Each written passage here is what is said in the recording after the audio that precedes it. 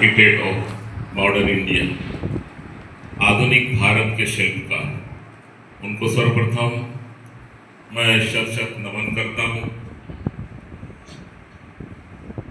और नमन करने के साथ ही समस्त हमारे प्रिय शिक्षक साथी, कर्मचारी, उनके परिवार के सदस्य और प्यारे प्यारे बच्चों, बाबा साहेब भीमराव अंबेडकर की जयंती आप सबको मुबारक हो। जय भीम, जय भारत।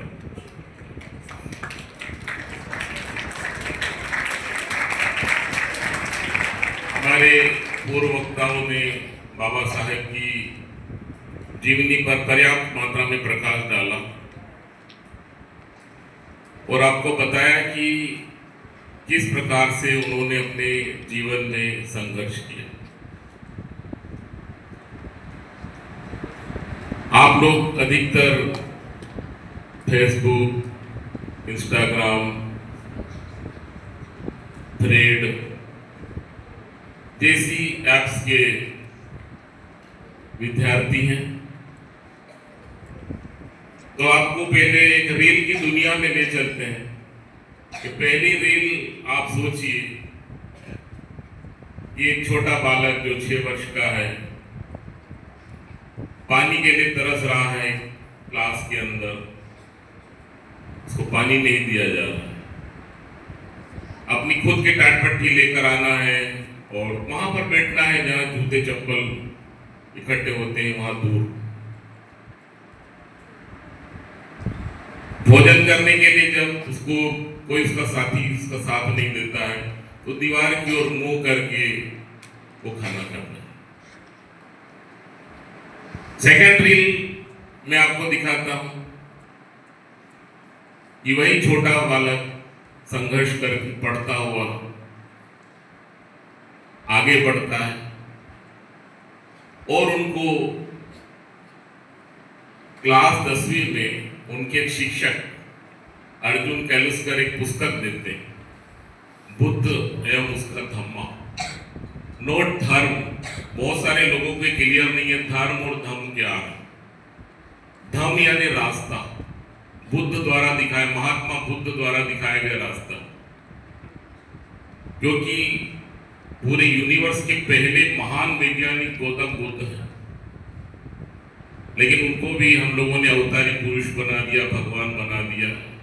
ये मनुष्य की या कुछ वर्ग विशेष की साजिश हो सकती है। उसको उन्होंने पढ़ा और उसको जीवन में अपनाया, मेहनत की और एलिफिंस्टन कॉलेज में उनको प्रवेश मिला। यहाँ पर रील खत्म हुई दूसरी, उन्होंने वो ताकत लगाई, वही उनके शिक्षक अर्जुन कैलुस्कर बड़ोदरा के नरेश गायकवाड़ जी से मिलाने लाते हैं। वो छात्रवृत्ति मिलती है एलिफिंस्टन कॉलेज में और वहां वो कुछ ऐसा कर दिखाते हैं शिक्षा के क्षेत्र में कि उनको कोलंबिया यूनिवर्सिटी में एडमिशन मिलता है। वहीं से वो पीएचडी करते हैं, साथ में लंदन स्कूल ऑफ इकोनॉमिक्स से भी पीएचडी कर लेते हैं। यहाँ रील खत्म होती है तीसरी। अब चौथी रील हम जब देखते हैं, वो स्वतंत्रता आंदोलन में लड़ रहे हैं, अपने समाज विशेष के लिए लड़ रहे हैं, महिलाओं के लिए लड़ रहे हैं,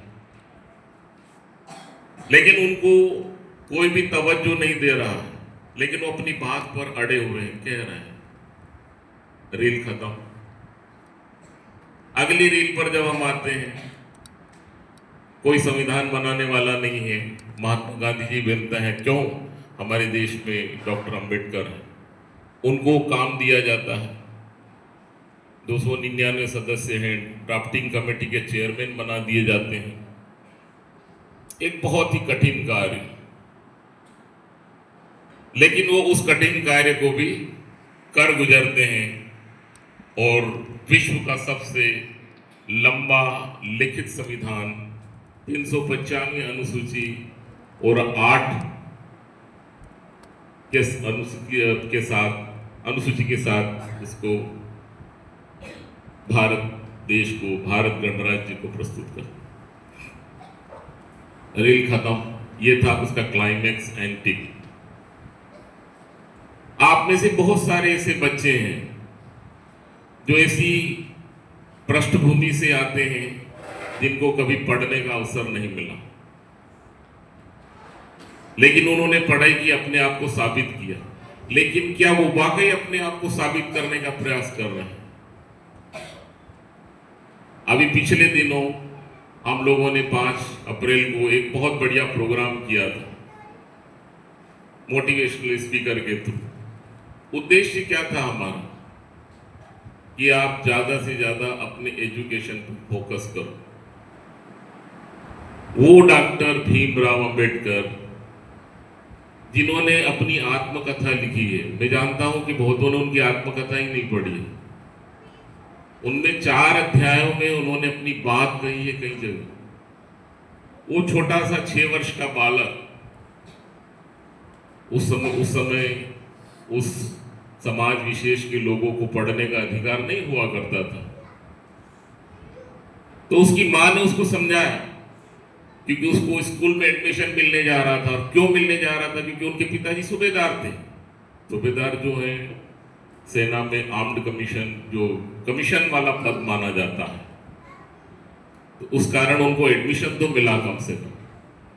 तो मां ने समझाया उनको कि बेटा तेरे साथ ऐसे छुआछूत करेंगे, तुझे नेग्लेक्ट करेंगे, जिसको आप लोग करते हो ना डॉर्मेट्रीज में, बदमाशी, बुलिंग। तो वो बुलिंग आज प्राइमरी स्कूल के बच्चे भी करते हैं, उस समय भी करते थे। वो बच्चे की नियत थी, क्योंकि उनको सिखाया जाता है अपन ऊंची जाति के हैं, ये नीची जाति के हैं, हमारा धर्म ऊंचा है, उनका धर्म ऊंचा है, हमारा नस्ल ऊंचा है। ये सब उस समय 20वीं सदी में पूरे विश्व में व्याप्त था, सिर्फ भारत में नहीं, पूरे विश्व में। हमारे देश में जहां पर समाज अनेक टुकड़ों में बटा हुआ था, वहीं विश्व के अनेक देशों में नस्लवाद की समस्या चल रही थी। श्वेत और अश्वेत का अंतर आपने पढ़ा होगा, या हमारे टीचर से कभी सुनिएगा कि दक्षिण अफ्रीका में आंदोलन चलाया था डॉक्टर नेल्सन मंडेला ने।